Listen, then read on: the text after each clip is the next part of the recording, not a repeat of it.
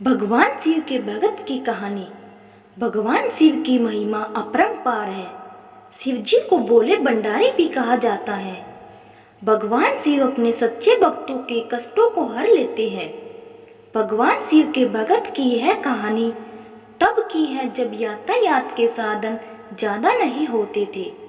अगर कोई किसी तीर्थ स्थल पर जाता था तो पता नहीं होता था कि वापिस घर लौट भी पाएगा या नहीं। भगवान शिव का भगत बहुत कठिनाइयों के बाद केदारनाथ धाम पहुंचा। जब वह वहां पहुंचा तो मंदिर के पुजारी जी मंदिर के कपाट बंद कर चुके थे। उसने पुजारी जी से बहुत विनती की, मैं बहुत समय और कठिनाइयां सहकर महीनों बाद यहाँ पहुंचा हूँ, आप कृपया मुझे दर्शन करने दे। पुजारी जी ने बहुत विनम्रता से बोला कि इस मंदिर का नियम है कि इसके कपाट 6 महीने खुलते हैं और 6 महीने बंद रहते हैं। अगर एक बार कपाट बंद हो गए तो 6 माह बाद ही खुलेंगे। अब आपको 6 मास बाद ही आना पड़ेगा। यहाँ पर जीवन बहुत कठिन है क्योंकि यहाँ बहुत ज़्यादा ठंड पड़ती है, आप यहाँ नहीं रह सकते।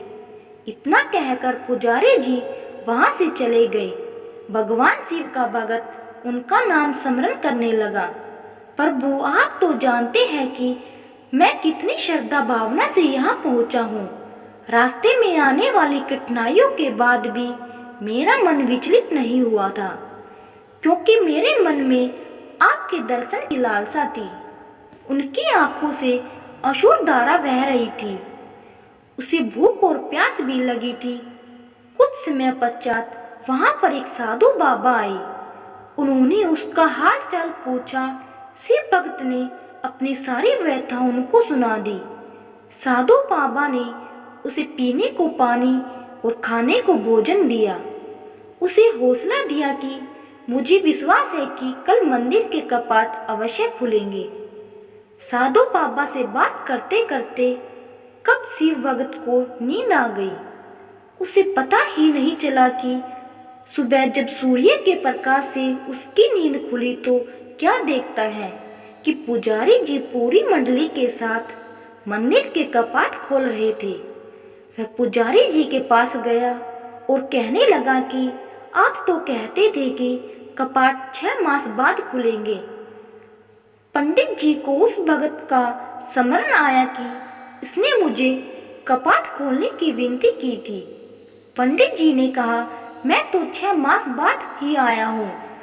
फिर शिव भक्त ने पंडित जी के जाने के बाद एक साधु बाबा से मिलने का पूरा प्रसंग सुनाया।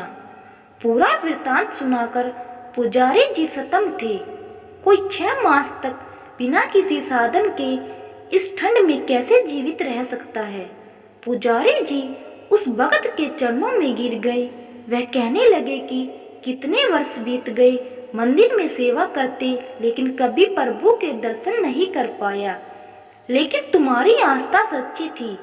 तुम्हारी करुणा पुकार सुनकर भगवान शिव न केवल स्वयं तुम्हें भोजन और पानी देकर गए, बल्कि भोलेनाथ ने 6 मास के कालखंड को योग माया से एक रात्रि में समाप्त कर दिया। सच ही कहते हैं कि ईश्वर की भक्ति इतनी सच्ची आस्था से करो, अगर कष्ट तुम पर हो फिकर ईश्वर को। हे भगत को कष्ट से कैसे उबारना है। आशा करती हूँ आपको यह कहानी जरूर पसंद आई होगी। जो शिव के भगत है कमेंट बॉक्स में अपनी राय जरूर दे। धन्यवाद। ओम नमः शिवाय। हर हर महादेव।